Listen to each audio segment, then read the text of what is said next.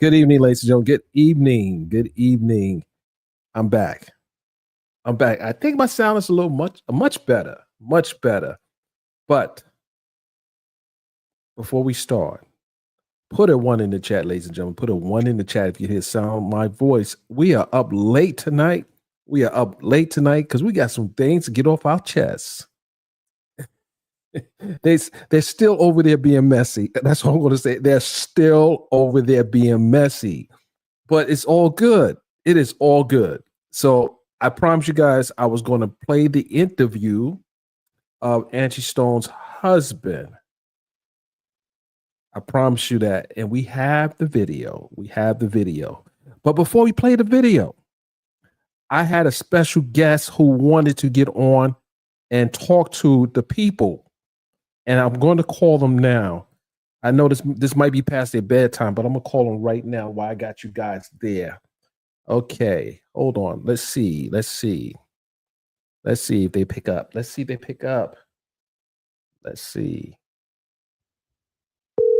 Okay.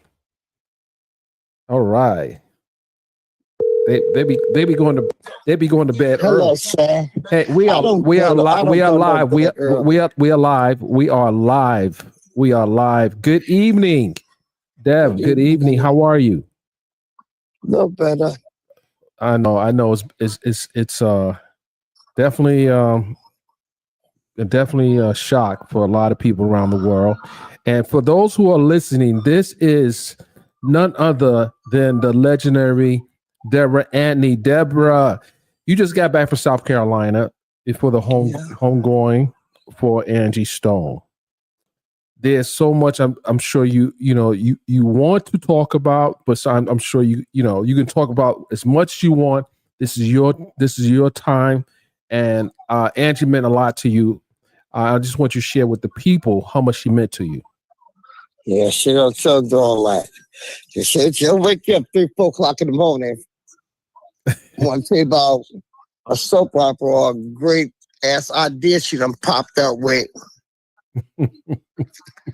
But you ain't got to worry about doing the. It's one thing that I've always, in the years that I've known her, okay? And I've gotten to learn, I've known Angie for a little over 2 decades, right? Yes. But I didn't get to know her until when I moved in the country club and we was in there together. And I really got to learn her and know her during that time. And I wouldn't trade that moment in for nothing in the world. I mean, you coming from up north and her being signed with Sylvia Robinson, and we heard the story on how they got signed. Can you share some moments in those 2 decades that kind of stuck with you with Angie? You see, when I discuss Angie, I don't talk about this music industry. Right. Because we had a relationship that was much deeper than this music industry. That was my friend. Yes. I could tell you when we was broke and we had to go to each other. When you were what? I could tell you when we broke and we had to go to each other. Oh my goodness. I could tell you about the time we had to pay a bill. I could tell you about the time our kids might have made us upset and we talked about it, or something was going on in the love life and we just needed to talk about it, you know? Yes. Or we go into the nail salon with our crusty feet. Go to the store with crusty feet. My relationships with people are on real terms, okay? I know. I got to know her for her. That's why I didn't go to either one of the funerals. I only went to the funeral in South Carolina Right. because that was home. That was Angela Brown. I got to tell you a little bit more stuff and more experiences that they have with her opposed to the circus that went on here in Atlanta. Oh man, there's definitely a circus. There's a circus on the internet still happening, and it's just so disheartening that people are not considering her children when they spreading these outlandish rumors. It's just so disheartening. Yeah, it's not easy.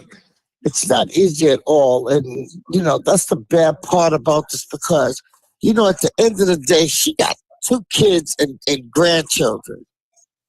Right. Have some respect. Journey. Shout out to Journey. Yeah. Have some freaking respect and I don't get it. I sat here and watched them do Nippy like that and Right. y'all Right. can't talk about those all these good days. And what good days? Yep. Nip. Yep. Yeah. Shout out to Whitney Houston's family. Um, and those who loved her. That is my family. Bobby, like all of them, like the Browns, period. Right. And it's like, come on. I'm also like right before DMX died, he was with me. And we was setting up our little tournament. We have our little cook-off tournament. Noah's ass can't cook, but some spaghetti. Right. That's all he about, cooking some damn spaghetti. But I just remember that time and I sit back and I watch. And this time here, I wanted to say something. The kids wanted me to speak. Blondie wanted me to speak. I just couldn't at that time. I think I would have made a lot of people upset. And I didn't want to come in and be the bearer of the bad news. Yeah. There are people today that don't have an understanding on how artists in general, not just Angie, but artists in general back then that weren't really focusing on the business, but more so the artistry. You see that a lot. Right. What can you tell us about how people can I don't know, change the trajectory of Tell the truth. Tell the truth. right. Don't say what you think people want to hear. That's just so fake. Don't tell people what they want to hear. If it ain't nothing good, don't say nothing. But don't sit there and sell these. She was a human. Yeah, she might have been your artist and stuff like that, but she was human. That's what I've loved about her. She didn't let this stuff go to her head because she was an iconic pop star. You know what I'm saying? But even before that, I want to hear them give her flowers for her being that one. She was our first female rap hip hop star. Absolutely. She was. Why you didn't give it to her? Because she came from the South? I should have went to her. Yeah, shout out That's to what my friend that have what belonged to her. I just want them to give my friend everything that belonged to her. That's the part that hurts right there, that part. That she doesn't get what she's supposed to get. Well, I made some connections what I shared with you earlier, and you could have made the similar connections, and I'm sure you're going to be, watching for the family. Is there any way you can turn the TV down in the background just a little bit? And yeah, I'm sorry. I'm Okay. sorry, I'm Jim. sorry, guys. No, I'm sorry. No. That's my dog on Family Feud. I know. I was about to guess the answer. I'm saying, wait a minute, we're doing an interview here. Yeah, I'm so sorry. What the heck? Name something you don't do in an interview. Play Steve Harvey. How? No, he said name something. That's Steve Harvey. Oh, Okay. All right, guys. yeah. What the heck is wrong with my This is what happened when you call someone out the blue. She's one of the people I can call no matter what time of the day or night. Dennis? Yes. You want to know something? Yes. I ain't trying to be funny, but this TV right now is doing exactly what it want to do, and I am trying to cut this thing, and it's just doing exactly. Wait a minute. What works for me is pull the plug out. Right now. Okay, there we go. Okay, all right. Okay, guys. I'm so sorry, people. Please forgive me. It's all good. Blame me because she didn't know I was going to call this time, so it's all good. Yeah, I should have been cut this thing off. No, it's all right. It's all right. You were saying. Yeah, it's like the only thing that people can do is do the truth. Don't sit here and tell the people what you think they want to hear. Be truthful. Right. That's why I didn't do the funeral in Atlanta. I had to wait to go to South Carolina where she's Angela Brown. And that real Lover's Day, you hear about her childhood and them coming up and the things that was going on there. Not this fictitious stuff that people want to act like this is how it is. And then it was my first time going back to work. I'm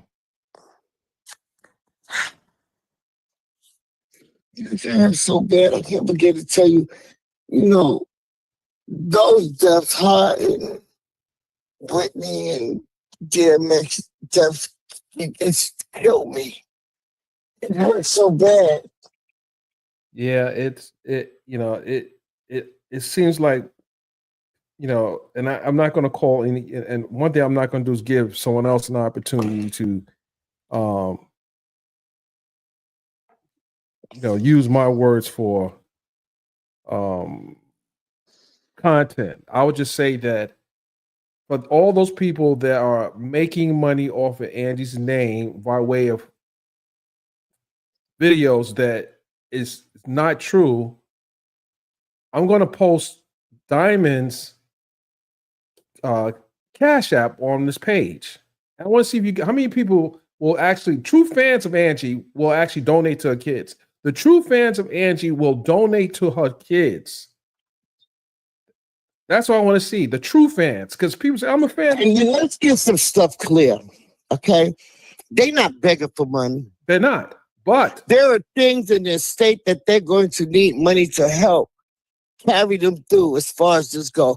Because the first time when you say stuff like that, people will start acting like they so hungry. No. They so this, they didn't get along. Let me just tell y'all this. Even when the incident, when her and her daughter had that incident, Angie called me. She said, Deborah, make sure the Diamond's okay. What Michael do? He's supposed to just get the phone. Deborah, you need to have a conversation with Michael. Angie loved her children. And I think people need to know that and remember that and not hop away from that. We got to stop doing this. Like, when people pass away, y'all got so much negative to say about them, or you want to talk the gossip, like just gossip about them, or talk about stuff you think you might know. Right. But that ain't the gospel. No.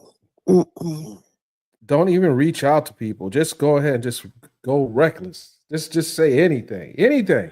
Just say anything. And it's just weird. It's so weird. And they'll come back and look at this interview and say, oh, they're part of the what is it? Boule? I'm like, what the hell is that? I'm not part of anything, part of this platform. Like you covered up on you, Right. doing stuff like that. I can sit here and tell y'all a whole bunch of things.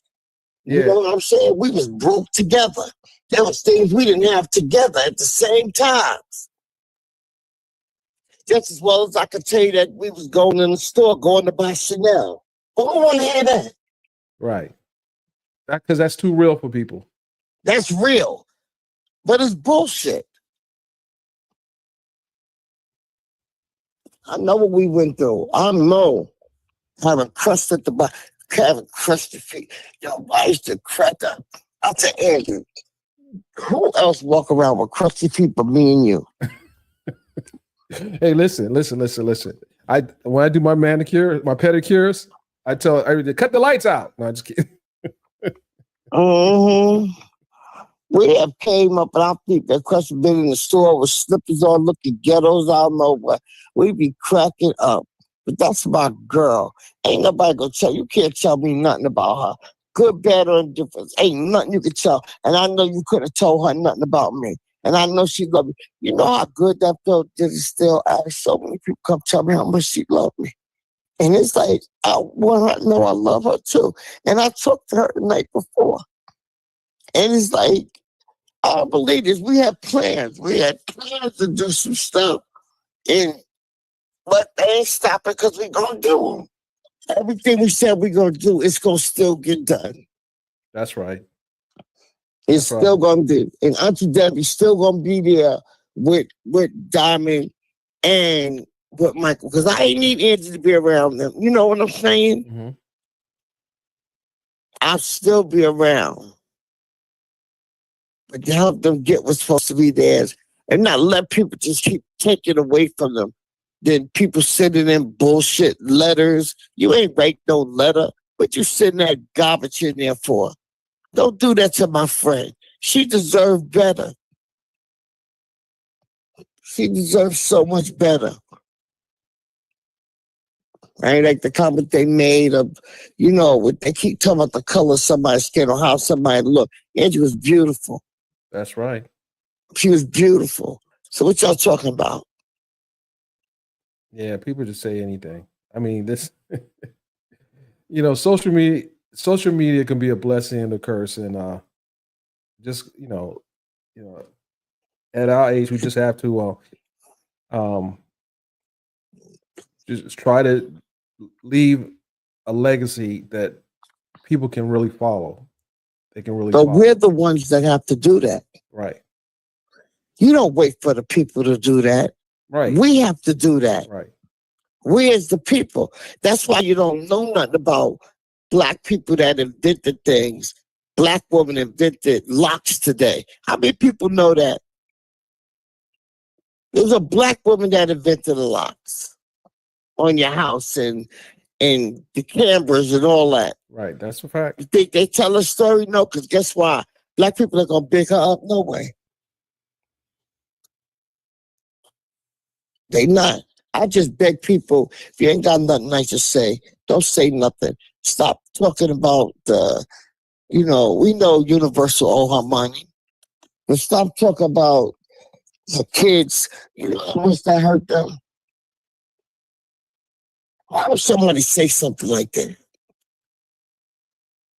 Salacious, it's what drives their channels, I guess. I don't know. But they said that about me walking with my son. We the one killed him. Oh, I forgot that BS. I'm sure do too much better. I realized also the other day me and Michael and Diamond was talking. We were sitting in my basement and we was talking. And I said, all these years I blame the death of, like my children's deaths on my depression. When it got really bad for me and I started buying all this stuff like a damn hoarder.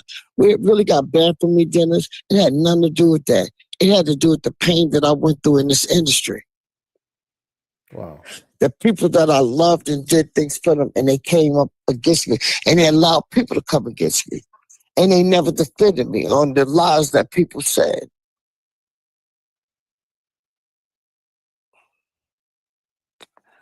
Yep. And that was my pain. So sometimes we just gotta close the doors and stay away and just do what we gotta do to make sure that this thing goes correctly. That's it. Well, that's the goal, Dev. That is definitely the goal. Yes. Feel red. Oh my God. Mm-mm-mm. It'll be something. It's like I couldn't believe that one either with her.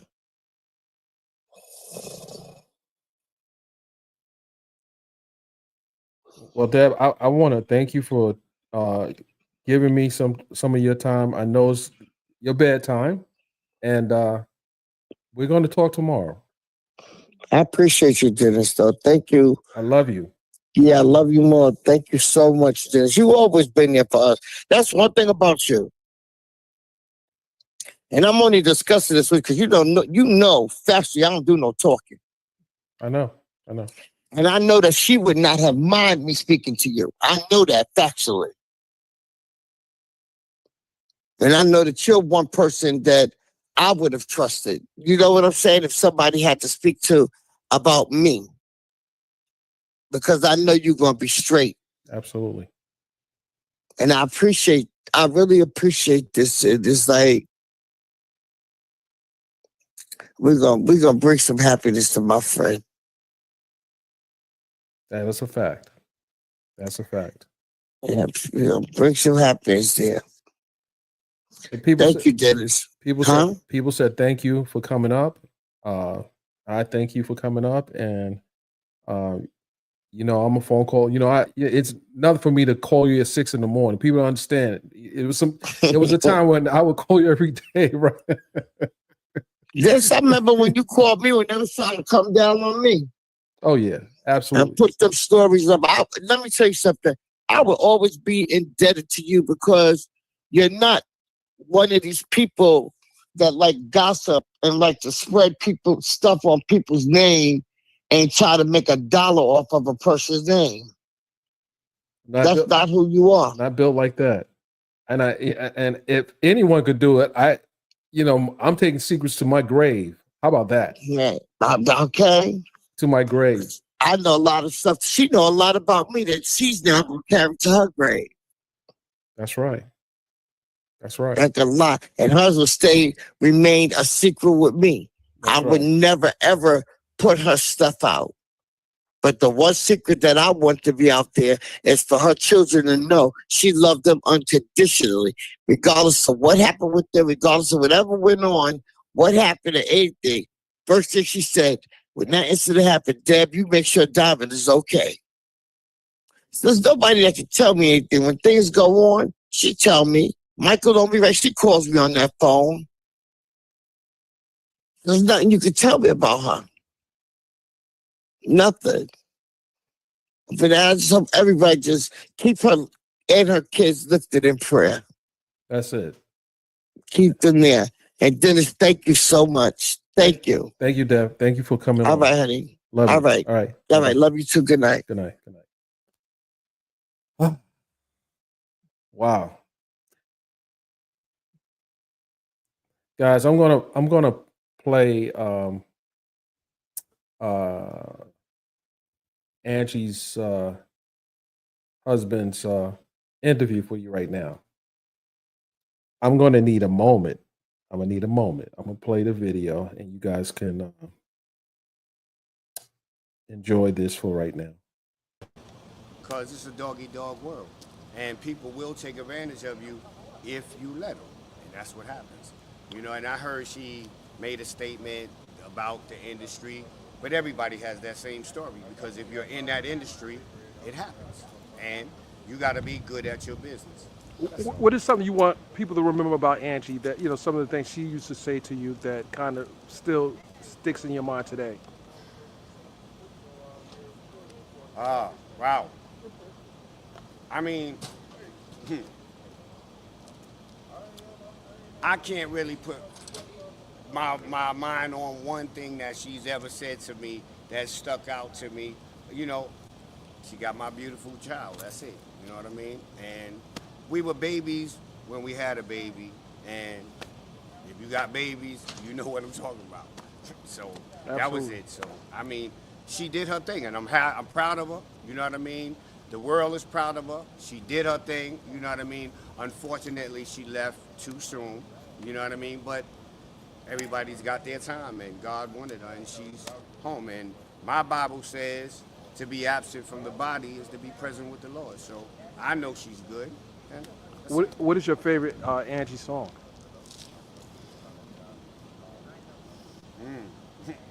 I guess the first one she did, My Sunshine, that one, Okay. because I'm quite sure she was writing some of that about me. But yeah, that one, Absolutely. that one, yeah, I think that one's the one for me. I mean, she's had a massive career. You know what I mean? She's got 40 years in the game. You know what I mean? And most people don't know that we. There is a second part to that. I'm playing that right now. But that was Angie's husband. Uh, he was from the one of the legendary rap groups of the early start of hip hop, and I have several people that I've interviewed who have said similar and kind things about Angie that knew her. So I think rather than put out crazy stories, just unfounded stories, why don't we lift her up, continue to put out the good stories about Angie? I know it's going to be hard for some of you because this is how you eat. I get that, but like make an attempt because at the end, what are people going to say about you when you're gone? And how is that going to affect your family? That should be the consideration. How do you want people to talk about you when you're gone? And ask yourself a question: Have you done things in your life to make other people's lives better, or have you done things to make other people's life worse? You got to ask these questions. You got to ask them. Um, I'm going to play.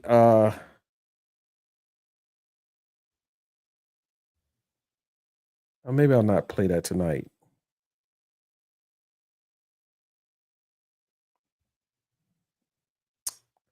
What I'm going to do is I'm going to, and this is only for the people that have, have something. I don't want the BS.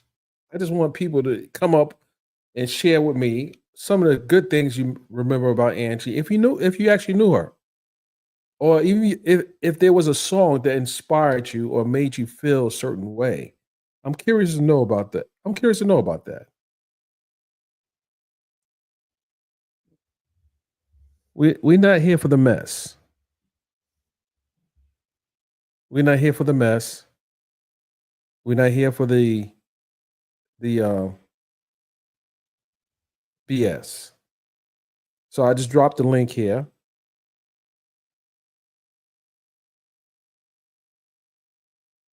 I dropped the link, and I'm going to pin the link,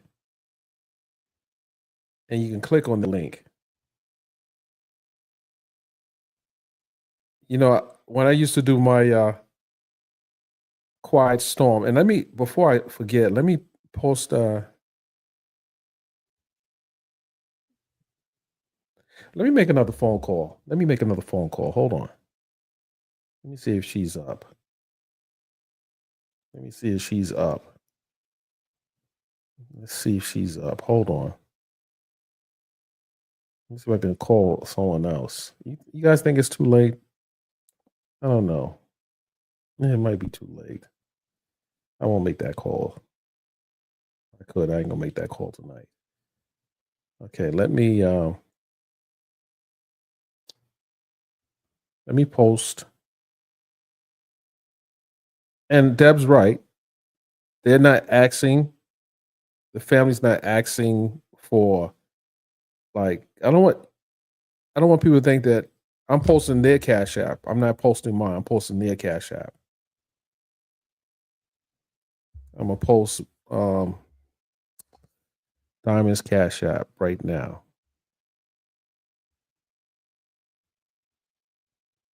I'm gonna do that right now.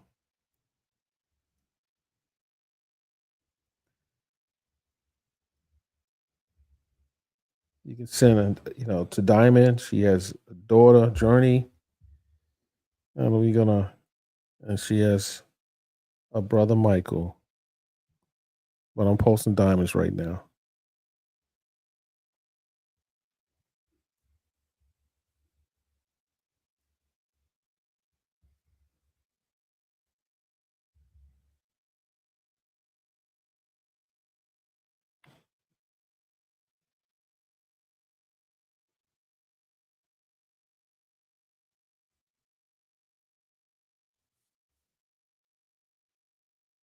All right. So you can, if you choose to, you can send her a Cash App with a message in the Cash App. You can send a message. You can say, "Hey, I saw the video Dennis did," or whatever you want to say. That's a Cash App. You want to send a message to her, send your condolences or whatever. You can do it. That's it. That is it. That's how you do it. That's how you do it. Use your, and this is for content creators. Use your platform. Use it, and that's your choice. But you can use your platform to help the person who really needs it, the family that lost a loved one, rather than focus on enriching yourself off of their pain.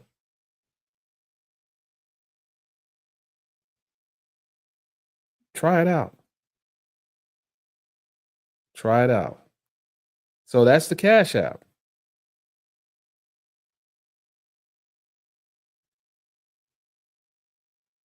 Send them a message.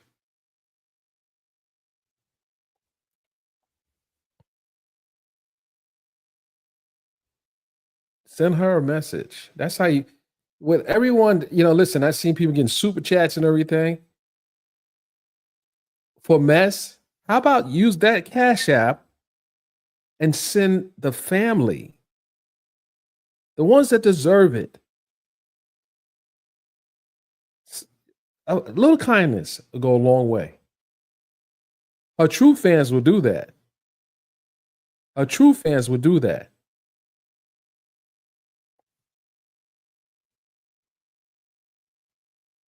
Because, otherwise, you're just talking crap, just being messy. But if you feel that you want to do something nice, do that. You don't have to call hospitals and faking like you family members. You don't have to bring on people who don't want to put their name on their profile, but they could talk all kind of mess. It's just weird. Yeah, I would call them out, but I'm not going to do that. I'm not going to do that. I'm not going to do that. I'm not going to do that.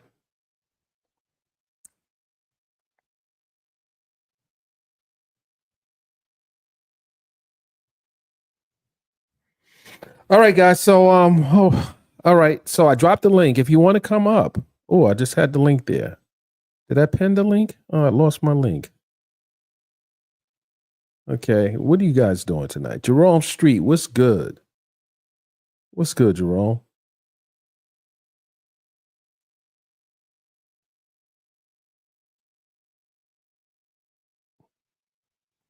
Right, Kia Elder. Right. Yeah, they doing too much over there, Kia.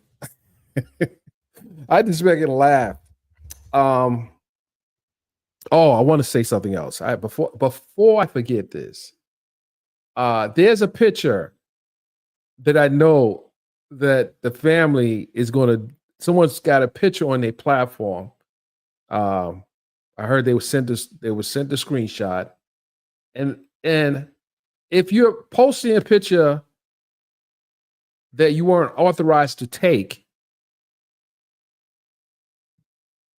if your channel gets a strike on it, don't say I didn't tell you. I'm just saying. I don't say I didn't tell you. I know what the conversation I had. If there's a picture of Angie in her coffin on anyone's page, not that, oh, I got it from this other person, but if you run in that photo,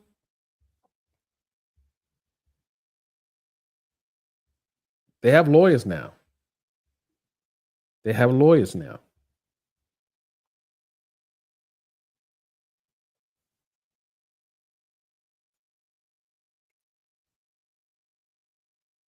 They have lawyers now. I heard someone say, "Oh, he had some spy glasses on to take the picture." Weirdo, despicable. Even the ones that are sharing that pictures is a interesting place for people like that. Interesting place.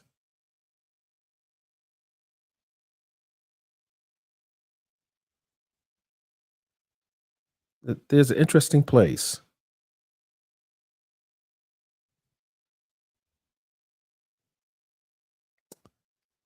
Let me see who I got here tonight. Let's see here. Let's see who we got here. Let's see. Let's see. I'm gonna post this one. You say, I hate. Simply Lee said, I hate that we have become people who live life based on conspiracy theories. Life, good and bad, happens, and there's not always an answer for why things happen. I'm going to pin that. Everything's not a conspiracy. Everything's not a conspiracy. And I don't think the person that is promoting this so-called story, the site, I'm not going to be messy. I'm not going to say their name. I don't think they believe that. I think they're playing to people's lack of discernment for real information. I listen very carefully. Others are listening very carefully. And it is obvious that person is more interested in pushing a narrative that will entice people's, what's the word I want to use without being insulting? Abilities to discern fact from fiction. They even said, hey, the family sent the investigator over there. What are you talking about? That sounds stupid. Back that up. Back that up. You have people on your platform that's defame people, and you don't even check them and say, hey, don't say, you can't say it on my platform. You probably didn't know I covered one of the biggest defamation cases in Georgia involving a celebrity. And you may not know, but that didn't end well for that person. So you might be looking for short-term gratification, but there are people out there that will look for long-term revenge for that behavior.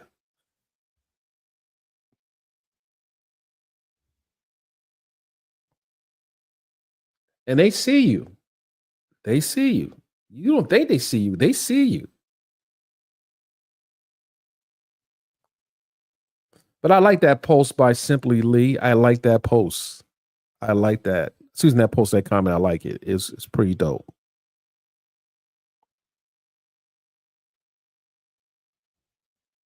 Let me pull another one up.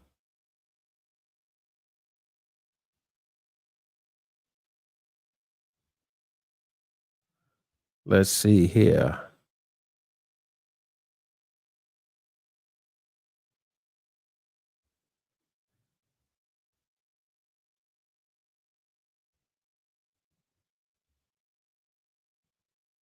Let's see what this one says here.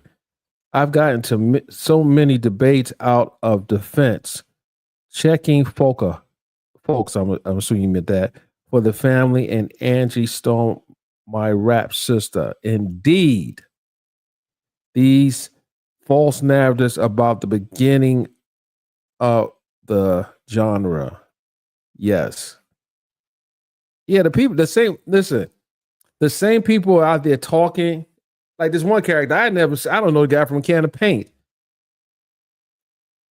But he's quick to tell me about my profession. I say, put your name out there so we can see your body of work. Let me see what you have done in media, in journalism. You say we media, we yeah. Well, I want to know what you done. What you done? What you done? How many articles have you written? How many stories have you broken? How many major publications have you been in? And here's the new thing. Yeah, I think that's funny too. People will say, well, he was on court TV, so he must be part of that. What are you talking about?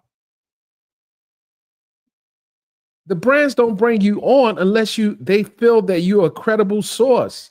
Just because you see me on a show or something, don't mean I'm tied to some kind of nefarious organization. It's just weird. Like,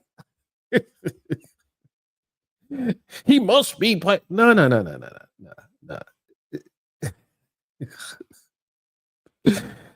Just funny. I listen to some of these it's just weird.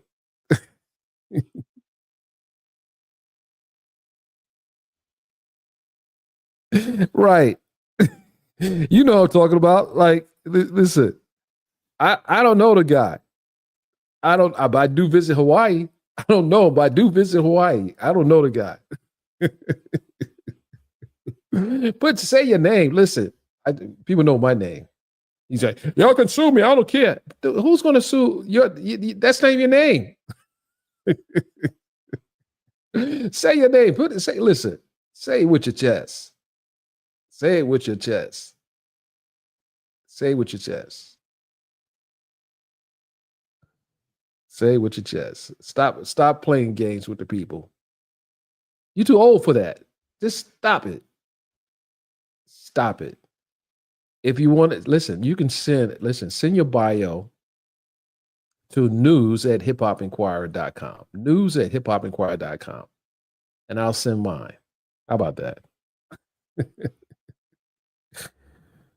Oh my goodness. Right. Kia, you're right. I'm like, who's who is this guy? Who are you? Who are you, buddy? Who are you? I just want to know, who are you? Who are you? I can find out who you are. Rest assured, I can find out who you are. I'm just asking you. Who are you?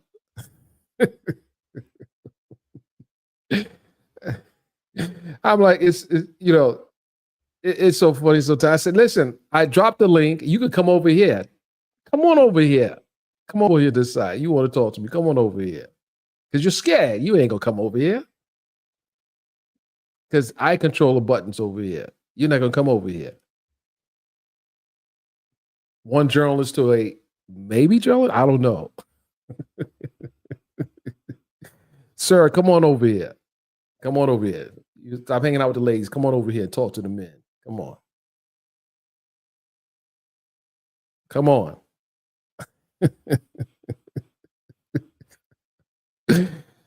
Oh, but no, Jerome, not you. Kia know who I'm talking about. Kia know who I'm talking about. Kia know who I'm talking about. Quiet storm. Quiet storm, bring your behind over here. All that crap you be talking. Come on over here on my platform. Let's have some fun. Quiet storm. I said it. Come on over here. It's late. You guys, listen, you know what? After 11 o'clock, I turn up. Come on over here, Quiet Storm. Now I'm talking about you, Quiet Storm. Get on over here. I want you to come over, but you got to come over with your real name. None of that alias. I want you to come over with your real name. Yes. R.I.P. Angie Stone. Yes. I had to get that off my chest, ladies and gentlemen, because it was pissing me off. It was pissing me off. I had to get that on my chest.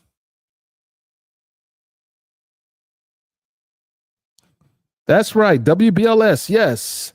Oh, listen, Jerome, I have a picture.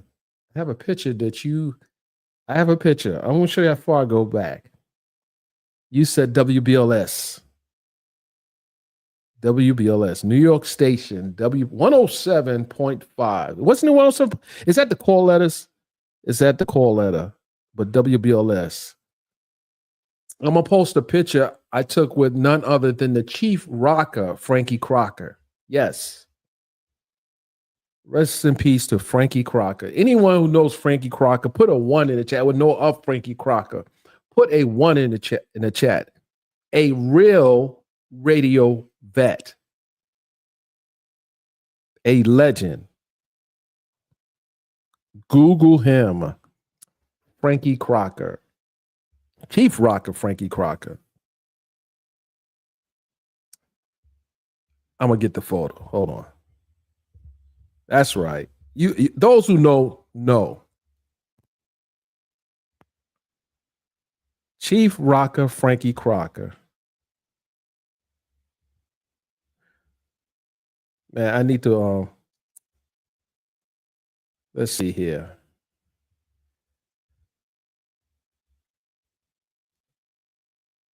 Yeah, I got to share that photo with you guys. Let's see here. Do I have it over here? I don't know. I shouldn't have it over there. Let's see here. Because, I'm working on my book, so I'm going through a series of collections. And sometimes I stumble on a photo that I want to share. No, we'll share that. Okay. I have something that I don't know if I should put this out here. I got to watermark it. You guys you understand. I'm gonna hold on, but this is a classic shot here, and I might have to send it to Valerie Simpson of Ashford and Simpson. But this is a shot of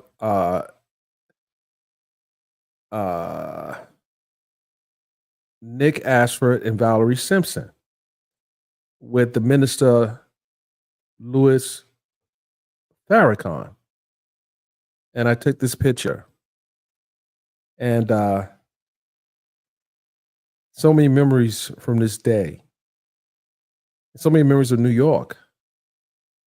Let's see if I can. I own the rights to it, so if I see it posted, I'm going to flag it. So I think you guys can see that picture. That picture. Okay. So that picture is of Nick Ashford and Valerie Simpson. And Nick is, oh, wait, hold on. I got someone I'm sorry. I see someone up. I'm so sorry. I'll tell my story later. But ladies and gentlemen, in the backstage, we have Tamara. Lack of discernment for real information. I listen very carefully. What do you got going on over there? Very carefully. And it is obvious that person. Tamara, you got to turn that down, and I'll bring you back up. Turn it off. Wave your hand at the screen when you turn it off. Wave your hand at the screen. I don't like hearing myself talk. Wave your hand across the screen, and I'll bring you back up when you turn that down. You ready for me? They said, "Hey, the family said they're investigating over there." What? Wait a minute. All right, listen. We're gonna do that better. Wait, hold up. You got. What are you doing? Recording me?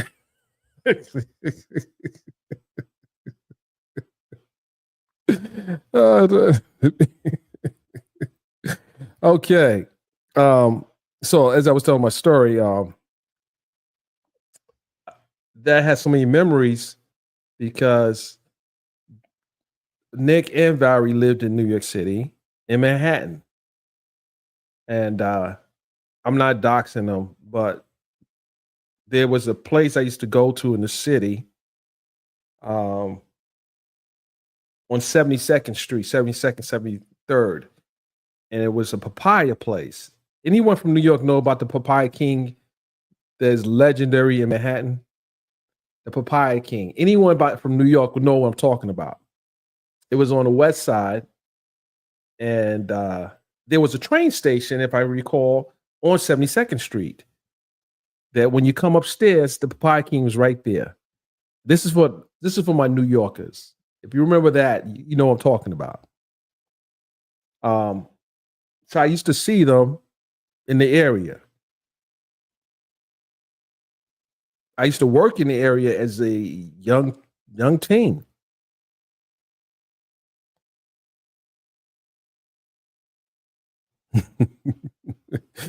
Kia said that's why she would never come up.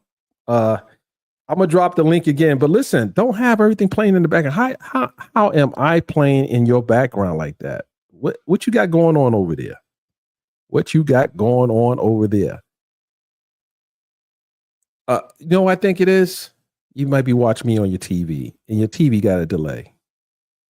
Okay, so I got diamonds. I'm gonna put that on the, and shout out to the blacktalentnetwork.com, our stream sponsor for the night. Okay, we're gonna hold on. It was the TV. Okay. Oh, that was people. Okay. All right, you back. Here we go. I see you moving around. You got your camera. Don't shake your head. Don't shake your head. I see you. I'm bringing you up. I don't care what you got going on. What you got going on? You know what I think it is? What? You might be watching me on your TV, and your TV got a delay. I'm not. Okay, so I got diamonds. I'm gonna put that on. Wait a minute. I'm not even talking. Shout out to the blacktalentnetwork.com, our stream sponsor for tonight. You got to close. You got multiple windows open. You got to close one. Is that better? Yeah, that's better. I think, as long as I don't hear myself. Okay. All right. What's going on? What's your name and how are you doing this evening? Well, my name is Tamara. I put my government name. Tamara. Okay, it's all good. Mm-hmm. So I'm a hip hop pioneer. I started out. I'm from New York. Queens. I'm from Deb's hometown. She knows. Okay, Queens. Okay. Yeah, St. Albans. I'm from the Boogie Down. You from the Boogie Down? Boogie Down, where hip hop started. No, it didn't. It started in the Bronx. Don't play with me. It didn't. I carried the crates for the Grand Wizard Theater. Don't play with me. Yeah, I know we're Theodore, but you know Disco King Mario too. I know King. Absolutely. I met Mario. I emceed up there when I was in 1978. I started out as a young kid in Queens. Now I respect the Bronx, all the boroughs, right? But that's a narrative that is debatable. Well, no, hold on. Okay, so let me give you a little history. I grew up on 169. Flash grew up right up the block from me. Grandmaster Flash. Flash used to live in Queens too, you know. Well, he's from the Bronx. From the Bronx. Do I need to? Anyway, we're not gonna debate about that. We're not gonna debate. We're gonna represent my hip hop sister. That's right. Let's go. That's what I want to talk about. That's what it's about. Yes. And you know, I sent my deepest condolences and sympathies, you know, to Diamond, to Michael, to Cheryl, to Blondie, you know, because that's what we do. The last time that we was together was in 2016. Wow. For the Women in Hip Hop event at the Alabama Room. And that was a wonderful 2 days that we spent. And of course, you know, Angie and I kind of meshed right away because I hadn't seen them in decades. Right. Because I didn't get signed to a deal because Russell stole my song and gave it to somebody else and they recorded it. You get what I'm saying? I'm listening. So, and early in the game, when Spider D referred me to Russell, he didn't realize I was from the neighborhood because they were older. You know, we were younger doing our thing. you know. Um, and I just went through, a lot. Then I did some work. I was lace in a group called Silk and Lace Okay. with the Disco Twins. Ugh, Okay. the industry is horrible. And I'm so blessed, with all of these things, these horror stories that you hear, that I didn't get signed. I had offers with Atlantic Records. But somebody told me when we were in discussions about the museum up in the Bronx that I Right. would have never gotten signed because I asked too many questions. Inquisitive. So getting back to Angie, because it's about Angie, Right. beautiful artist. And I'm new because I'm creating my own platform. I lost one of my daughters 7 years ago on Sorry to hear that. Thanksgiving and my birthday. And I've suffered a lot of losses. So my thing is, if you can't be a tower of strength to the family, like all of these conspiracy theories, I've been tagging, like shutting them down because I'm trying to find my niche in creating my platform for it to grow. I'm raising my 2 grandkids, getting ready to, work on some projects regarding my intellectual property, and it's just awful. Also, the thing about, because she was talking, it just doesn't make sense. It doesn't make sense that they say somebody will follow her. Then you got people calling uh damn the witnesses that was in the freaking car, and Well, it's well, just, no, I won't say let's call people victims of an accident. yeah, they victims. Absolutely. Of an Absolutely. accident. Because a lot of them got hurt, Yeah, sure and did. and Sure did. and they were all close knit. We All had of them a got band, all of them got hurt. So let's make it that clear. All of them yeah, got right. hurt. All of them got injured. Right. One of the band members, he had a neck brace, but he Fact. had to work when he played with Tony Braxton the other night, right? Right. Last week. And that was a result of the accident. Yes, That's a fact. absolutely. And That's a he was fact. stiff, but you don't know, like, these people depend, this is their livelihood, and everybody grieves differently. Facts. You know, Please say that for the people in the back. everybody grieves differently. Right. So if Diamond is acting one way and Michael is acting a different way, they're still in shock. There's so many different layers to grief. And how I found out is because when I lost my daughter, 6 weeks later, my godson was murdered. So it was like a domino effect. And being the fact that when my daughter passed, my grandkids were there. So I had to inculcate grief support group for myself, for the kids, and all of that stuff. And I will never be the same. I will never be the same. But I'm learning how to live with the grief. And so that's very important. And when a sudden transition occurs the way that it did, that puts people in shock. And then having social media, oh, my arms just go around and wrap around those children. I've been in prayer, I've been in meditation. What I did is that when I found out that Angie was online, because I had her phone number in my other phone, and she don't even know I lost my daughter, because it's just been a whirlwind of things that have occurred. Right. And but automatically, I reached out to the key people and I let them know, if you need some support, I'm here. I consider myself a sister friend, but I wasn't close knit like Deb. Right. I Right. wasn't. But we have kindred spirits. She's a Sag, I'm a Sag. So when we walk in, the whole place is illuminated because a Sag is in the building. so to speak. But I also sent My mother's a Sag, oh, so you already know. When's her birthday? November 30th. Mine is the 23rd. Okay. Okay. Yeah. I'm the first decade of Sag. Okay. Yeah, but every time my birthday comes, I have to celebrate it with my daughter because my daughter transitioned on my birthday and it was Thanksgiving that year. Hmm. So you have to be creative, and as a result, I sent Diamond some information on the stages, what people say and how to self-care.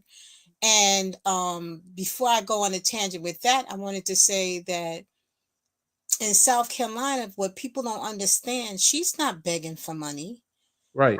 The thing is that it takes time to get access to anybody's estate because you have to go through the courts.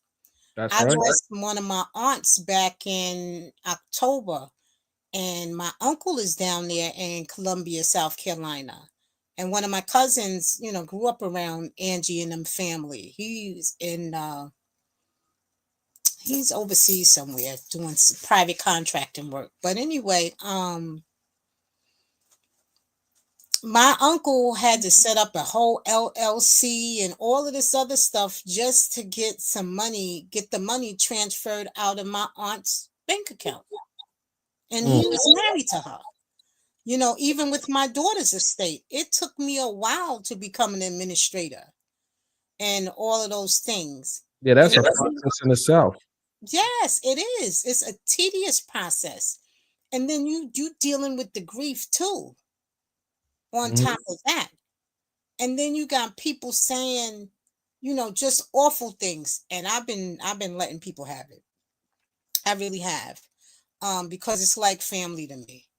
It really What is surprising to me, not so surprising. You have people close to at my age that allow stuff like this to even live out, and I see, I know what you're talking about, but I get why they're doing it. I get why nothing is right, but I see why they're doing it.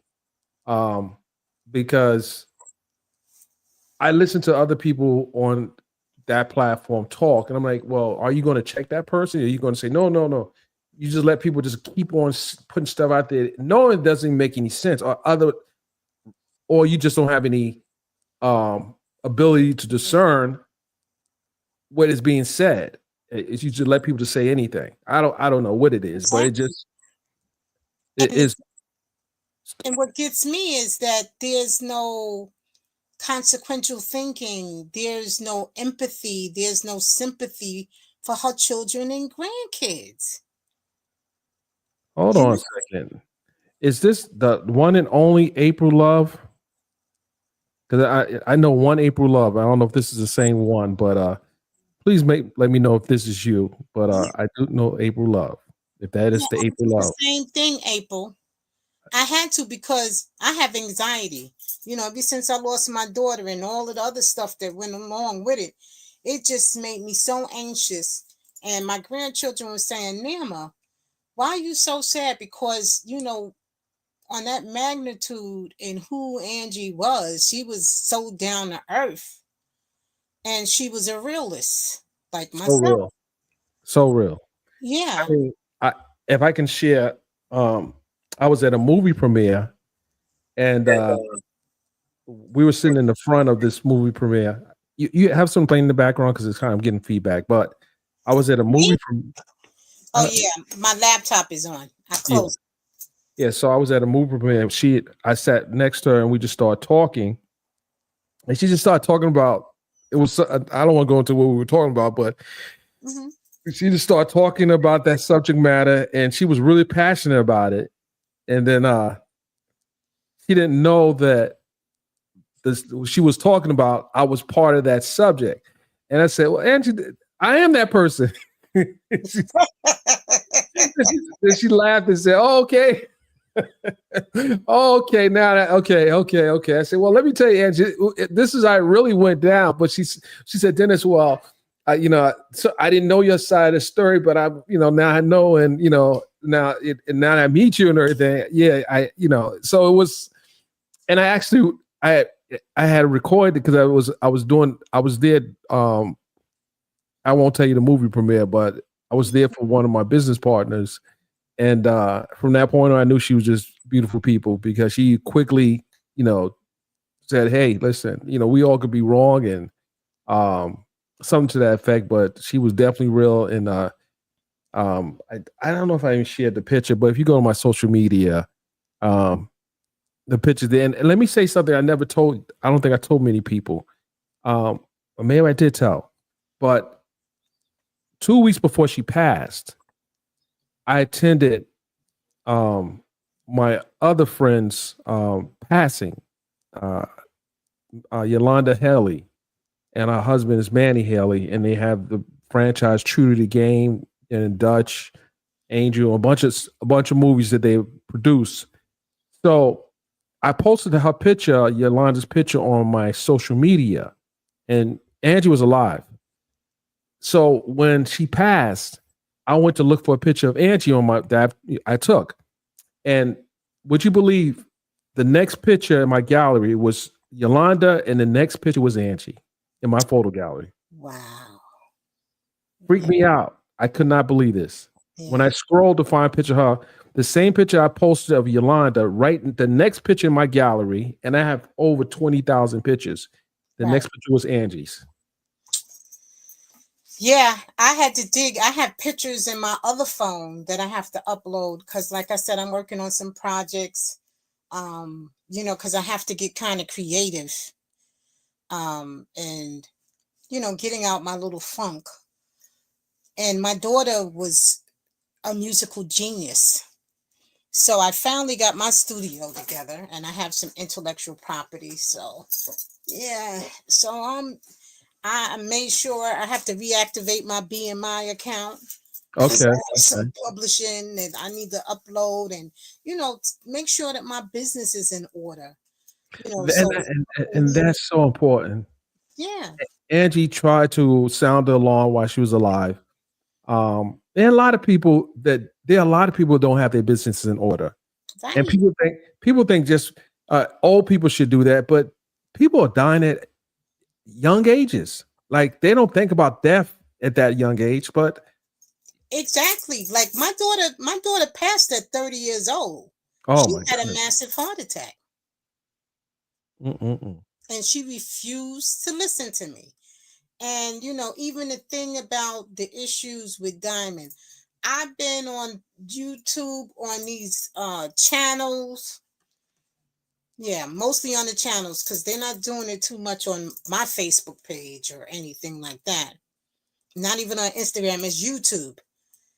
And so what? Her daughter was disrespectful. They got into it. But as parents and Sagittarian parents, we check our kids. And my daughters I've had to do some things and have some tough love. And I've had to put them out my house because I believe only one queen can reign in this castle. And especially if you get in my face, I'm Right, not of even course. Well, 5 foot tall. You understand? And we'll come back and it's stronger than before. So it's like, huh? It's like it doesn't make like people don't think sensibly. Not at all. We love our kids unconditionally.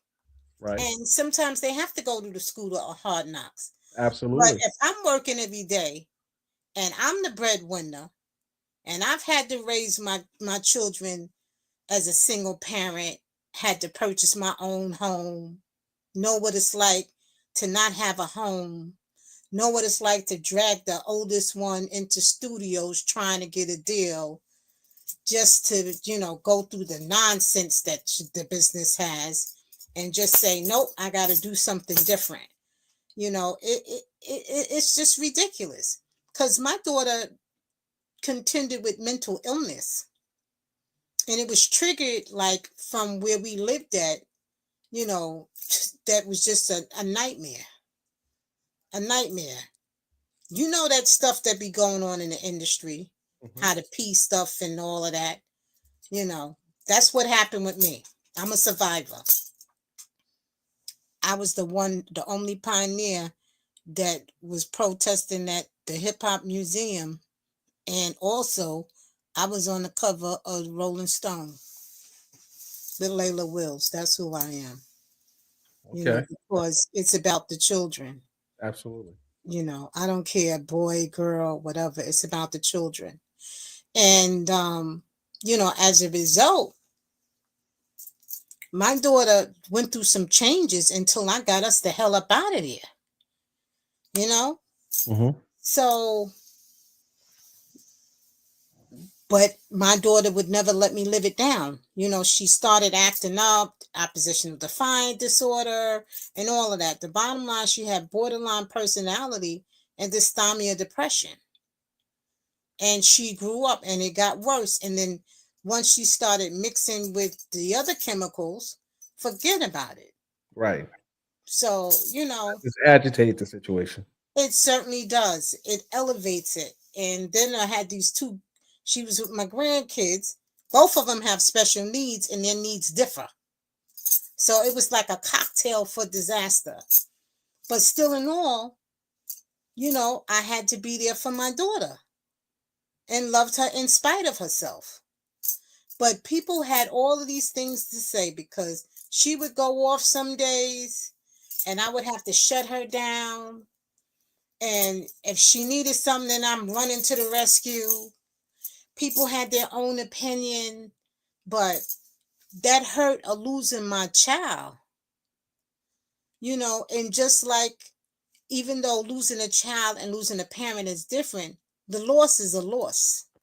Facts. So Angie did everything for those children because they were her world. That's right. And most I won't say all, most parents will do anything for their children to give them the shirt off their back because they didn't ask to be brought here. Absolutely. Right. So when people, you know, and there's some kids who for whatever reason, peer pressure, you know, whatever reason, they act out. But parents have to know how to discern between what they're going through from peer pressure to what they, you know, you have to. I've never, none of my children, I've ever spanked my children. Mm-hmm. Now that wasn't my case. Mine either. I I might didn't know at 13 because I was out there at them jams and doing, you know, not following the curfew because I could MC my behind off. I started rapping when I was 10 and a half, 11. They won't tell you that in the history though, because I don't fit the narrative. But yeah. But my mother was pulling out butcher knives because I had a smart mouth. And listen, one time I'm gonna tell my mother, I was just too fast. She couldn't catch me. I was just too fast. She couldn't catch me. Now my sisters didn't fare too well. right. I want to. Our mythology, because what we experienced, you know, made us adjust ourselves. You know, we had more education, and yeah, I would put my daughters on restriction, not that they would always listen. Right. Well, that she would good. She's good with that. She would put me on punishments. I Right. couldn't go outside. I'm like, oh my goodness. And you Right. know, I love shooting hoops, you know, and hanging out with my friends. But yeah, I learned quick. And then I also left home early. I didn't stay home. I left before I was 18. I had a place in Manhattan. It was a Wow. small place, very small place. Listen, I had this. This was probably back in. I ain't gonna tell you the year, but I was young. But I was working. I worked as a stock clerk uh, at a supermarket in New Mm-hmm. York City. But I was on my own early on. people now, I don't know what, like they don't have that type of drive, like No, they don't. They don't. Well, I pushed my children out. Unfortunately, like I said, the oldest one was struggling, and I let her come back in at one point, but then she had to go. I know about the mental health hygiene warrants, banging on doors, trying to get her help. Oh, it was a lot, but it's a lot now that she's still not here. You get what I'm saying? Mhm, mhm. My other two daughters, they were disrespectful. I remember the 21-year-old got in my face, and Oh no, we don't play that. We don't. I don't play that either. And I almost crowned her. I was making some centerpieces for a family reunion, and she called the cops on me. And she carried on, and the officer said, "Miss, how old is she?" 21. He said, "Put her ass out." And I did, because I had had enough. She blew $10,000 when she went away to college to Genesee Community College, got thrown out, didn't without one credit. Oh, I was like, you know what? She's gonna have to find her own. She did. She's 31 years old. She doesn't have any children. She's in her last semester of her master's degree. All right. Has a great job. She just got a new job at Columbia Presbyterian in Washington Heights. I know where it's at. Yeah, absolutely. And my youngest daughter, she went through some changes too, some domestic violence things, and I had to let her go and let her go where she could get some help because it was just too much going on. I had just lost my daughter, and I was like, and I'm trying to get guardianship over these grandkids, and it just was too much, and I had to think about my own self-care, but I always hear, but I was like, listen, I can't give you the help you need. But she's got a good job. She works with a law firm. She has her own place in Washington Heights, not too far from where her sister works. That's right. And she has her daughter, and I help out when I need to. But, I see a lot of other parents, they raise them differently. I also had a rule like, this is my house. I've never been married. I own my own home, but I know what it's like to be homeless and without, you know what I mean? So if anyone is going to be doing certain things in my house, it's me. You can't bring no guys in here. We ain't laying up and all of that stuff. I don't play that. My name is on the deed. And, they tried me with that too. And they said they wish that I was like other mothers. I'm not. I'm not like other mothers. Right. I'm me. That's right. And you have to learn how to respect yourself as a woman. Let them take you to a hotel. Right. So before I let you go, Okay. can you tell me what was your favorite Angie Stone song? I What was have your favorite? so many. Give me one. Just give me one. Can I give you two? I want to say one thing Okay, else. give me two. Because I liked her work with Virtual Hold.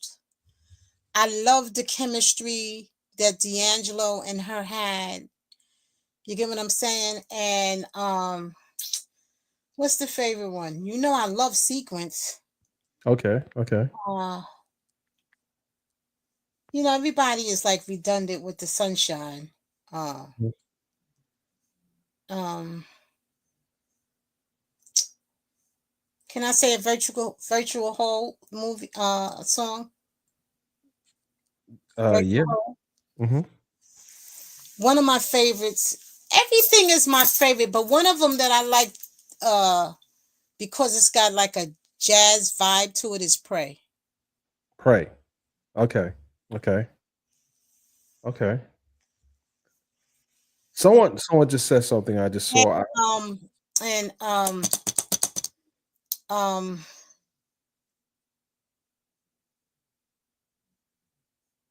Miss You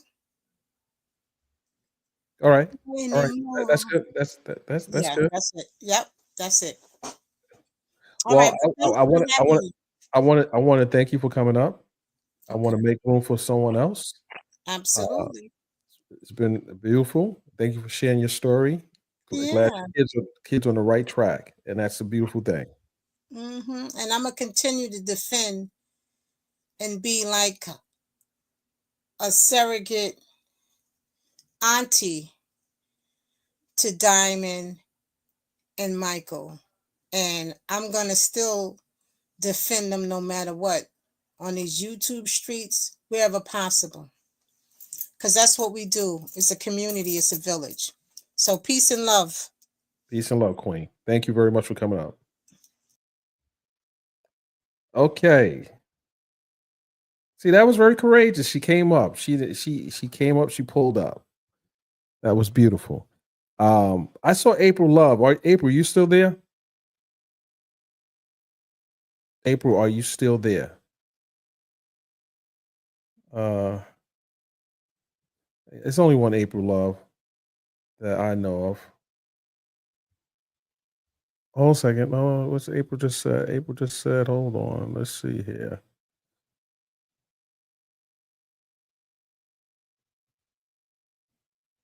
I will. I'll check it out. I'll check it out. Okay. Is this April Love that I know? Because only know one April Love.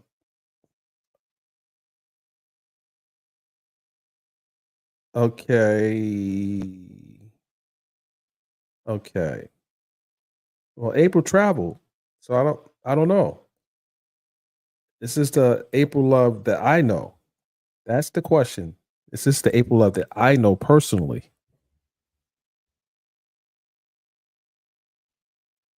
The April Love I know is worldwide. Okay. Okay.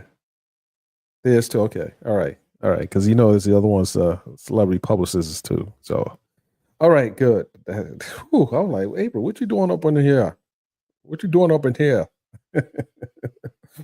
Okay, so I'm gonna drop the link again. I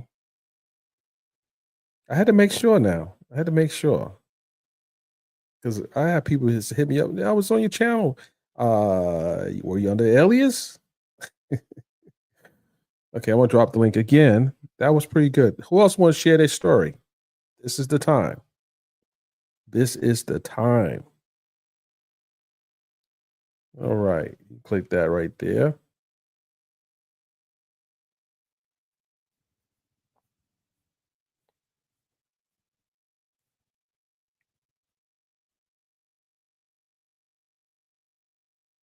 Yes, I'll play it one more time for you. I'll play it one more time. Hold on. We're gonna play it one more time. Here we go. Here we go. We're gonna play it one more time. Let's go. Be better at doing business, because it's a dog eat dog world, and people will take advantage of you if you let them, and that's what happens. And I heard she made a statement about the industry, but everybody has that same story, because if you're in that industry, it happens, and you got to be good at your business. What is something you want people to remember about Angie that, some of the things she used to say to you that kind of still sticks in your mind today? Wow. I mean,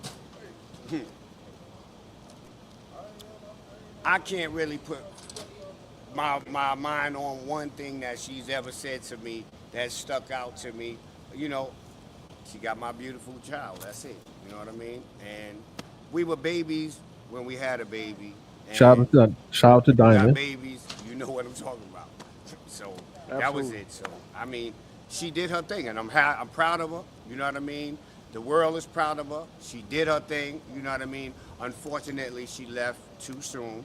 You know what I mean? But everybody's got their time, and God wanted her, and she's home. And my Bible says to be absent from the body is to be present with the Lord. So I know she's good. And What is your favorite Angie song?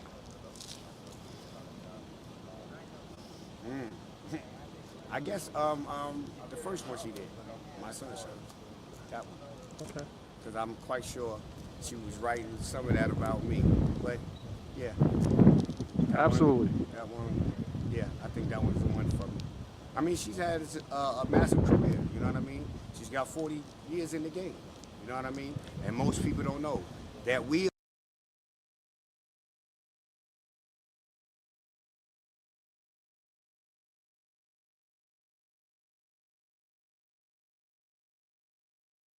So that's for those who didn't see it. Who too lazy to pull the playhead back and go watch the interview, but it's all good. That's I have several other interviews that I've done. Let's see. It might be too late for it. It's never. I'm up. How about that? Hold on. Let's see who else I want to bring up. I'll save it for another video. I can't give you too much. I can't give you too much right now. I can save it for another video. But what you guys can do, as I said earlier, we're gonna post this here, so this thing could be scrolling. Say that, and we're gonna bring that back right here. Bring it back. Let's go. You see what we got going on right there? That's it.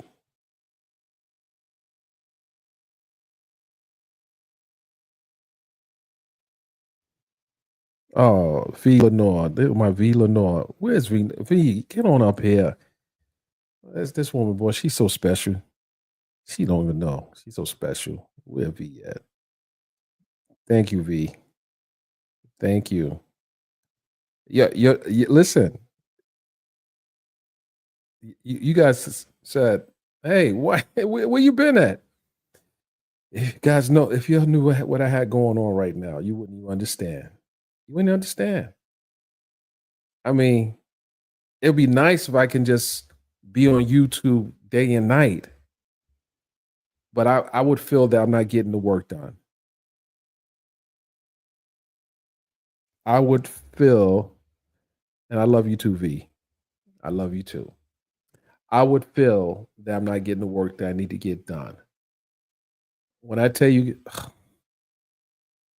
I wish there were 3 of me that I can task with doing the things that only I can do. Oh my goodness. Oh my goodness.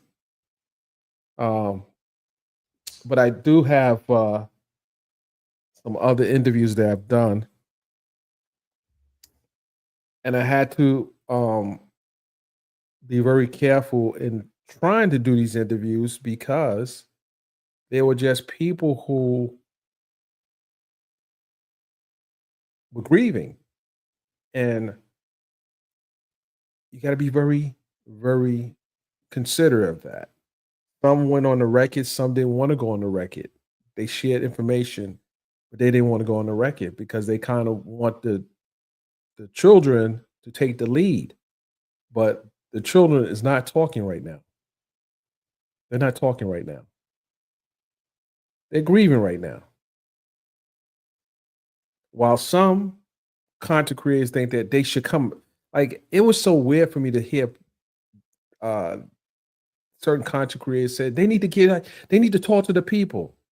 What the hell are you talking about? I need to talk to you. Who are you for them to have to talk to you when they grieving the loss of their mother? Who the hell are you to tell someone who lost someone that they need to be talking to the public? Just weird.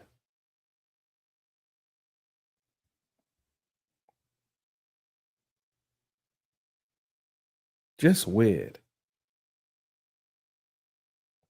But what you can do, you can direct your followers to support the family. But I don't think you have it in you to do that.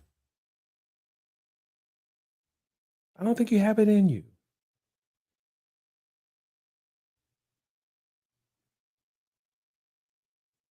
For the last couple of days, that channel has ran video after video after video of propaganda. That's all they did. Video after video after video of propaganda. That's all it was. And they knew they were doing that. They had the opportunity to take that moment and lift up the family, but they chose to go the other direction. They chose to go the other direction for greed, I may add, for greed.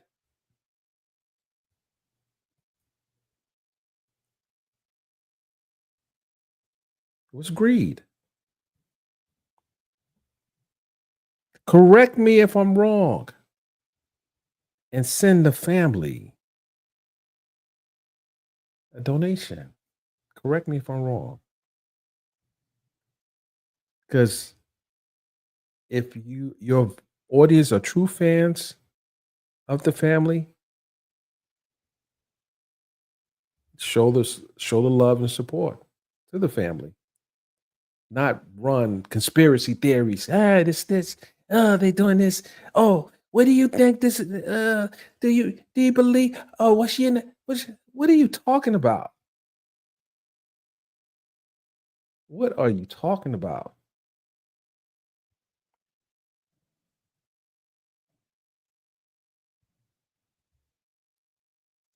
People say, Mr. Byron, your channel would be so much bigger if you just get messy and just go and just be just be like them and just that's the problem we have now. We have someone in the White House that is leading their audience into a dark and desolate place. We see it happen in real time. But like I say, when the dust settles, where will you be on Judgment Day? You don't think that's real. I'm sure you don't think that's real, but it's real. It's real.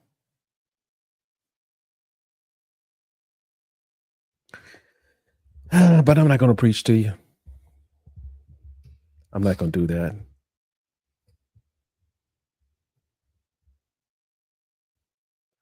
But I will say this to the man on that platform, Quiet Storm. Show me your body of work. Show me your body of work. Give me your name so I can see some of the great work you've done and you did for the culture and for the people, our people. Because you think you're helping our people, but you're not. You're not.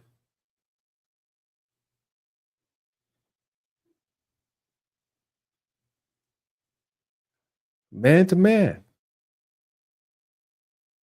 You sat your, I'll be nice, on the platform and said, he's lying.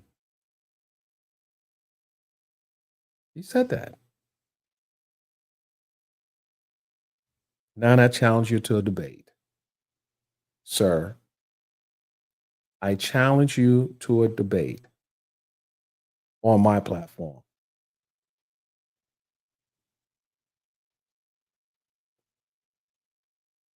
Are you up for the debate?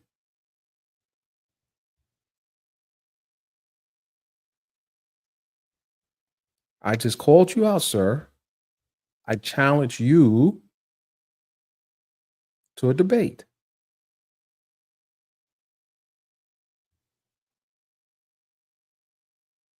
But you got to use your real name. You can't hide behind a fictitious name. You got to use your real name. I challenge you to a debate, sir. One OG to another. Not over there yapping over here. Over here.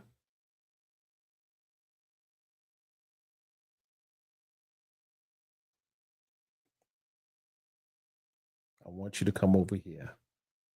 You let me know, and we're going to set the record straight. I want you to come over here. We're not going to hit your mute button. You're going to come on this platform. We're going to talk. We're going to talk. But bring your credentials, bring your resume.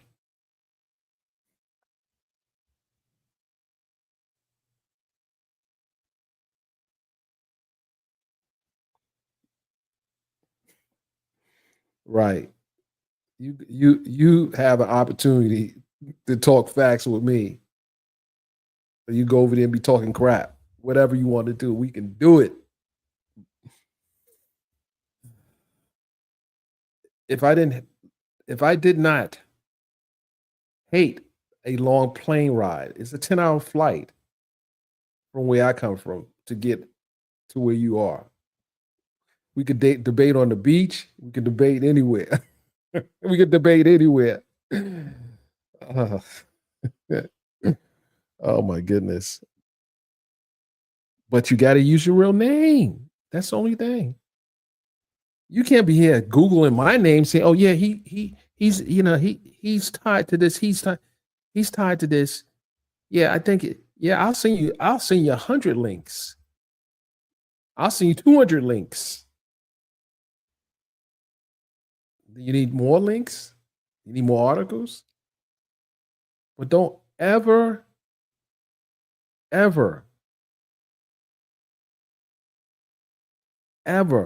play with my name. You come over here, sir.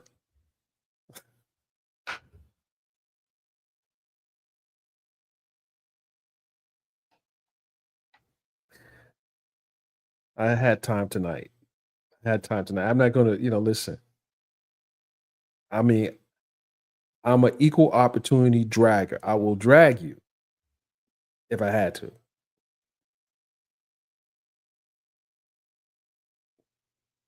But you send me an email. You know how to get my email. You can go you know how to Google. You can find my email all over the place. Send me an email.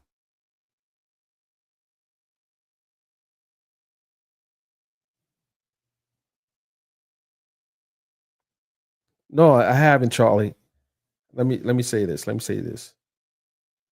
No, I have never seen him. Don't know him in the media space. I've been in media for 30 plus years. I never seen the guy before. I never seen the guy before. I never seen him on a show. I never seen him on print publication. I never seen him on. I don't know the guy. I don't know the guy. Don't know him. But he says he's in the media. So I don't know to what degree are you in the media. To like send me some links. And if I'm wrong, I will apologize. That's the thing. What is his name? Quiet Storm P. That's a title for a radio show, the original in New York, from what I recall. And I think Smokey Robinson did the song. Quiet Storm. But who are you, sir? Where is your bylines at? Where have you been published at, sir? Don't challenge a man's profession. We don't do that in this profession. If we are truly in this profession, we don't do that. That's why I knew something was odd about you. You tried to tell me what I do. That was just so weird to me. I'm like, who's this guy?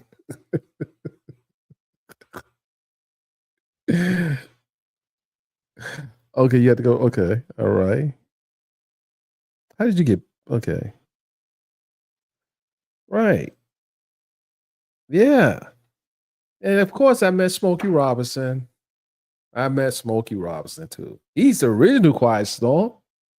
Yes.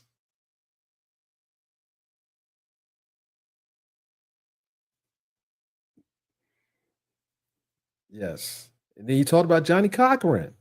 I've met Johnny Cochran. I interviewed Johnny Cochran. Yes, I'm that guy. Yes, sir. Yes, yes. I got the receipt, sir.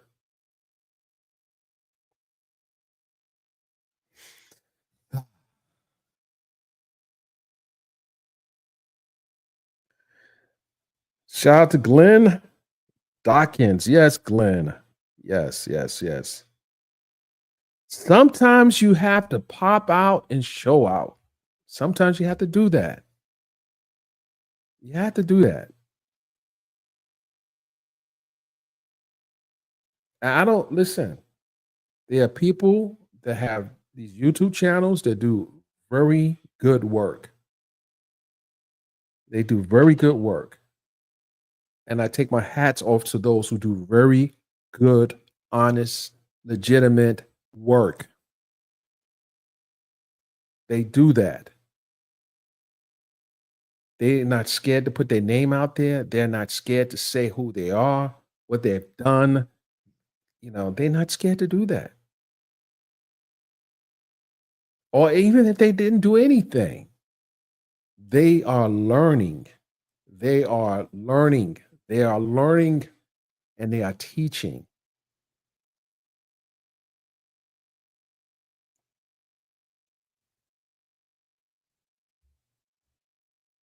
Right. WBLS Quiet Storm. Shout out to Frankie. Before I say this, I want you guys to make sure you turn your notifications on because I'm going to be posting things in on my community wall on this channel. I'm going to be posting things in my community wall on this channel. You can call them receipts. I'll call them historical evidence. Things that you guys can actually, like, if you're over 40, 50, 60, or 50, 60, you know who these people are. I wouldn't expect 30-year-olds to know this, 20-year-olds, but I would expect they would Google and do their research. Of course, I met Ralph McDaniels, Uncle Ralph. I'm from New York City. Video Music Box. Of course. Of course, I met Ralph. Ralph McDaniel. Dr. Bob Lee. Egypt.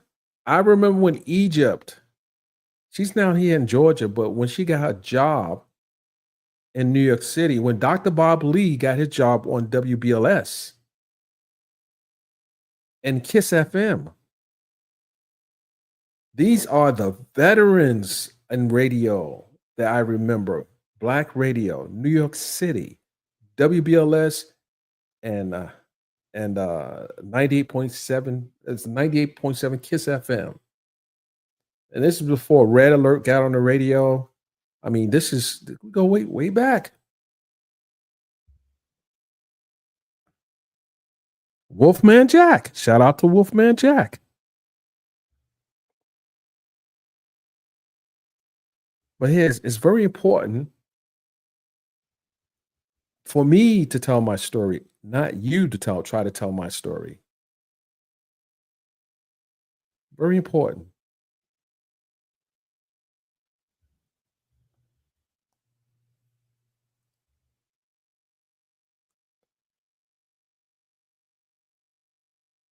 I mean, if I think about radio in New York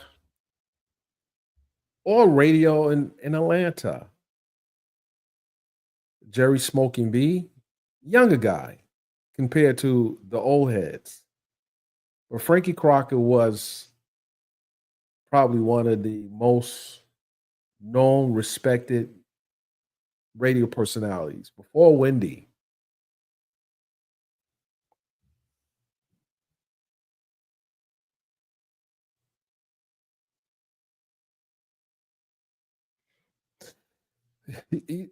Of course, I know who Chuck Chill Out and Marley Marl. You know, of course, of course, of course. So Kim, yeah, we Kim, you and I are here. We are here, Kim. We are here. We are here. We are here.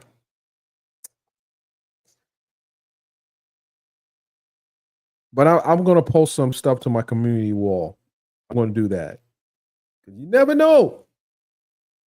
God calls you home. He calls you home. So I want to make sure I share enough of my legacy with you, so no one can say, "Hey, I'm gonna tell a story." No, no, no, no, no, no. That's my children for. That's what you know. We're not doing that. You're not gonna tell my story. You ain't gonna tell my story.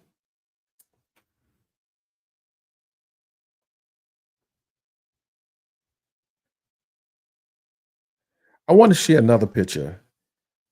I'm gonna share another picture. I'm gonna share another picture. I just found this one here. This picture here I shot many years ago of a legend, one of the best NBA basketball players of all time. Who do you think this is?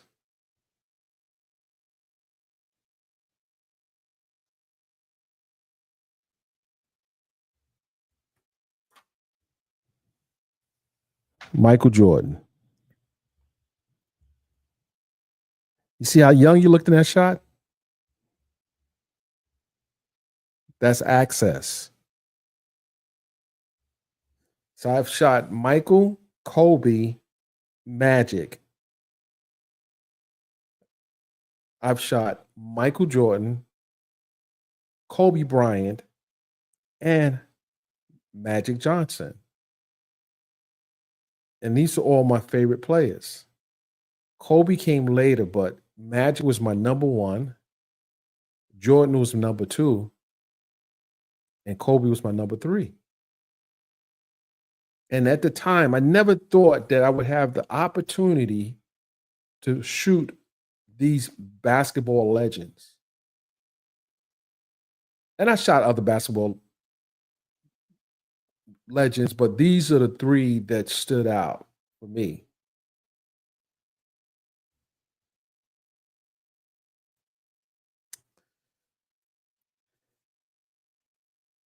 So someone said Michael Jordan, daddy. What you talking about?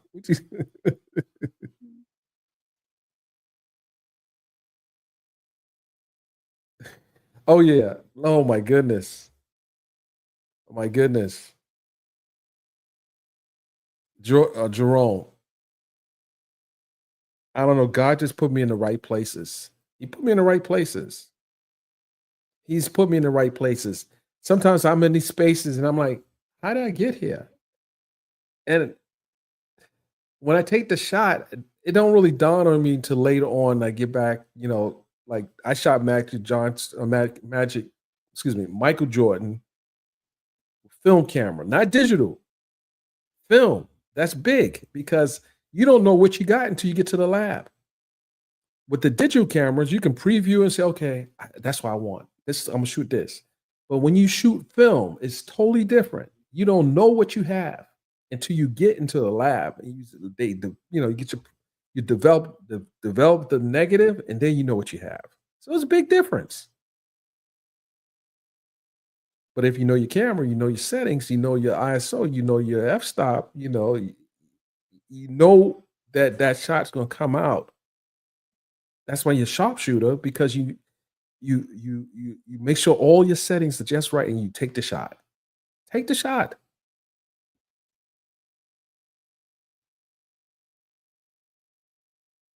That's right. So my royalties in photography is what my children and grandchildren can eat off of. They can. So I gotta make sure that everything's archived right, and they have no issue with how to recall these things. So when they type in Beyonce from my catalog, say, okay, here's all the shots I did of Beyonce. Or they type in Tyra Banks, all the shots, or Gladys Knight, or Isaac Hayes, or who? Peebo Bryson, Angela Wimbush, Stevie Wonder, Diana Ross.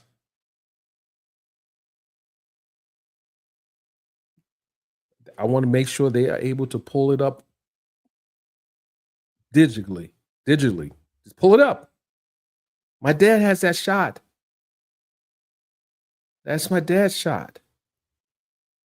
I want to make sure they're able to retrieve the work that I've done over the years. So I'm archiving everything digitally.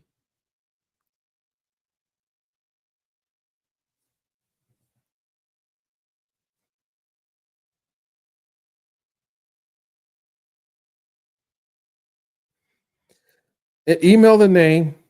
Let's see here. Yeah, email the name. Don't put them out. Yeah, email the name. I might have. I might have.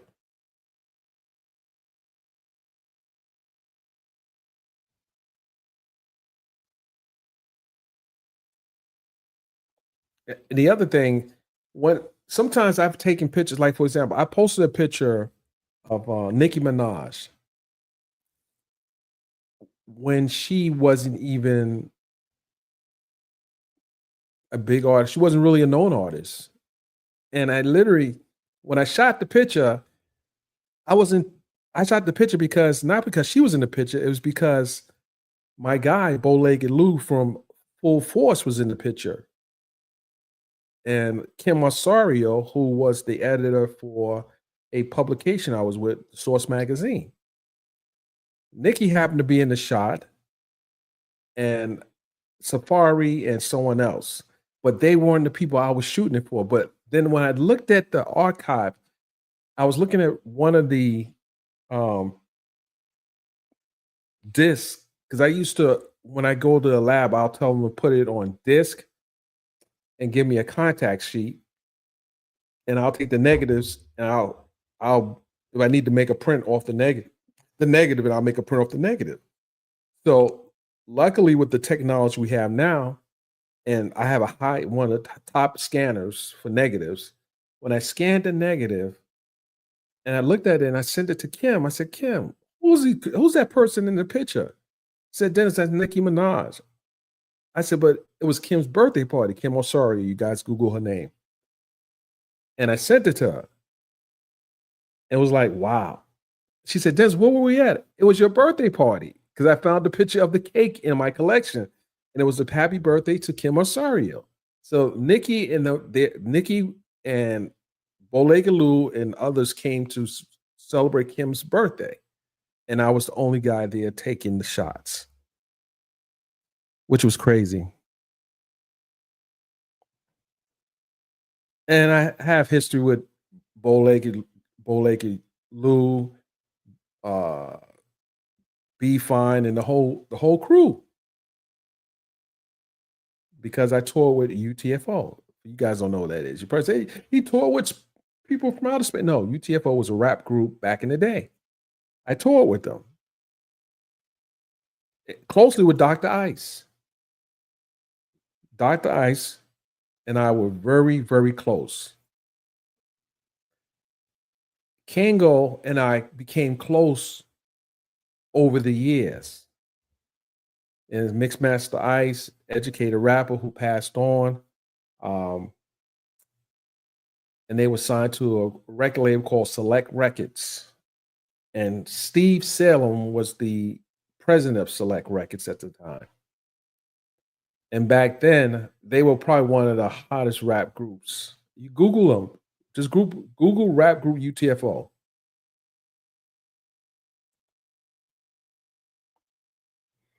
Yes. So we lost Kango and we lost Educated Rapper.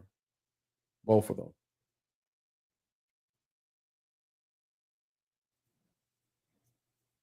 What a time. What a time. I remember one time I was we were in Philadelphia and it was this arena called the Spectrum. I remember it. And I was going the wrong way trying to get them to the concert because they were doing the show with New Edition. And we went the wrong way and the cops stopped us. We had the siren on the limo. We had the lights on the limo and we were trying to they let us go. They said, no, go this way. You're going the wrong way, but go this way and let us in because it was so packed. When I tell you not just UTFO, but New Edition, before Bobby Brown, correction, before Johnny Gill joined the group, New Edition, when they were teenagers, were like the biggest R&B young group of all time. I mean, when I tell you they had the sold out concerts, crazy. It was just crazy. Fun times.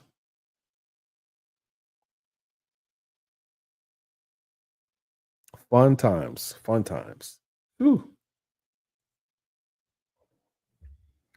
And I think I have a few pictures of us back then. Last time I saw Dr. Ice, I think it was at a award show. I think he showed up at an award show.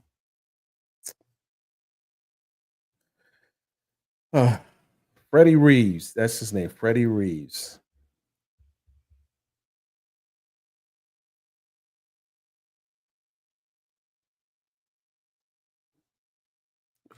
I saw, okay. Oh yeah. Yeah, shout out to all the members of New Edition, Johnny Gill. And I photographed Johnny Gill. And I believe I interviewed Johnny Gill, as a matter of fact. I interviewed Johnny Gill as well. El DeBarge, one of my favorite group. Well, the DeBarge, but El DeBarge was someone that I enjoy shooting. I have a video on YouTube, by the way, of a show I shot of El DeBarge in Atlanta. I think I played it for you guys one time. I don't know. I played it on my rendition of the Quiet Storm that I did.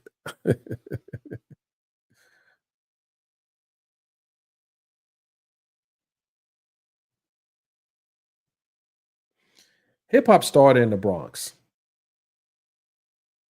It started in the Bronx. I talked about this earlier. It started in the Bronx. I don't care what anyone's saying. No, hip hop started in the Bronx in the early 70s. Yes. That's right. Roxanne. That's right. Roxanne. I don't want to go ahead and go into it, but yes.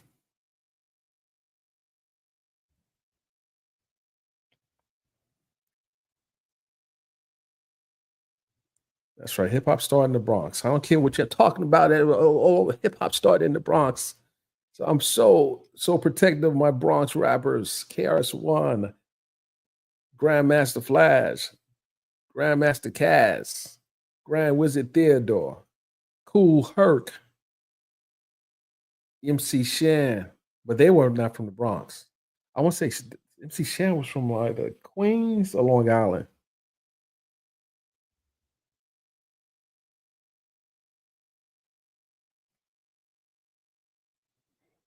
But we lost the real one with Angie. We lost the real one with Angie Stone.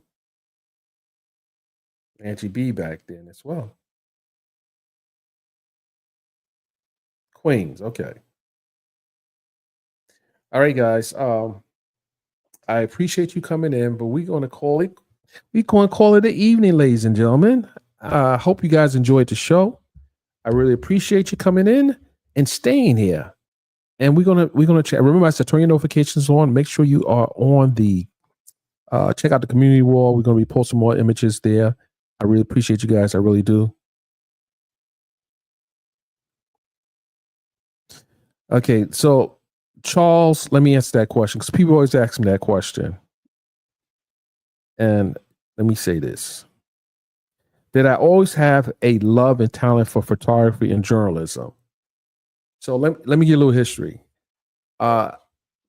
In elementary school, in junior high school, in elementary school, I loved reading. I think my favorite subject was subject. I forgot what classes I had with that early on, but in junior high school, my shop classes was printing and typesetting, manual typesetting. I think I told a story, but typesetting and working printing presses. We had these AB Dicks and these you can look this up on YouTube, but we had to literally manually typeset pages like what people do today, and they type full pages on a word processor. We had to do this literally to do a newspaper. We had to literally create big 8x10 plates or 8x14 plates and put it through on this platen, and we had to rub the ink. It was just a interesting process. So long ago. So from there, when I got into high school, I was a editor for my school newspaper because I like to write. So did I always have a love for photography and journalism?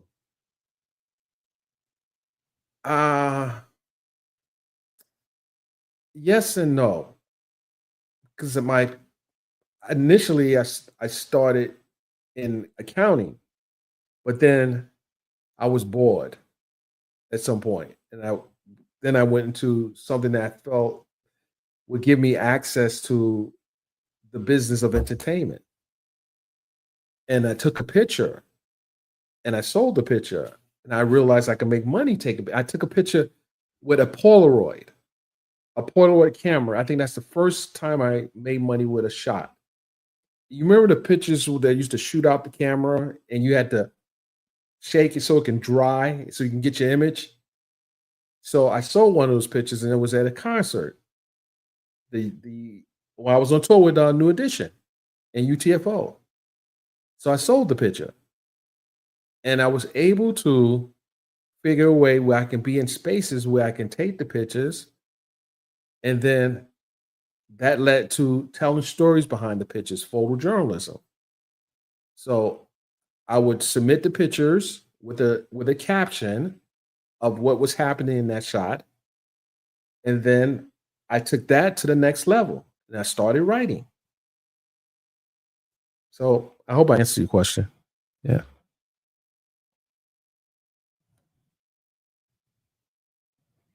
Kim, what the heck are you still doing with a Polaroid camera? They actually come in handy if you want to have a print right. Because I was at a camera store about a month ago, and they still have Polaroid film.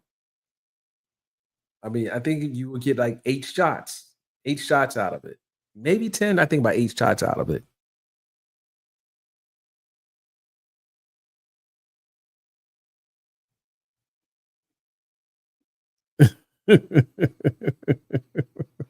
That would be a good Jerome. You give me ideas, Jerome. Kim, you have all your cameras. We got to talk, Kim. We got to see what kind of cameras you got, Kim. I got cameras too, Kim. I got cameras. Anyway, guys. Let's see. Okay. All right. Yeah, and I tell you, if you ever want to question what I'm saying, just go ahead and go to YouTube and see, like, it's right there. You can Google it. You can, and if you ever want to look up old radio shows and commercials and TV shows, go to the Museum of Television and Radio. Hopefully they didn't shut those down, because I used to go there a lot to do my research. But television and radio have some of the best archives. Hopefully they're still around. I need to check. With that, ladies and gentlemen, I'm going to call it a night. I appreciate you guys coming in. It's been nice. It really has. I got to start coming here more often. Well, I don't know. This thing can be addictive for me. But with that, we'll see you guys on our next show. I appreciate you guys being here. And remember, you want to donate, you can donate to, that's what you donate to. You notice I didn't put my Cash App up. I didn't put mine up. This is for the family. How about that? With that, ladies and gentlemen, until next time, good evening.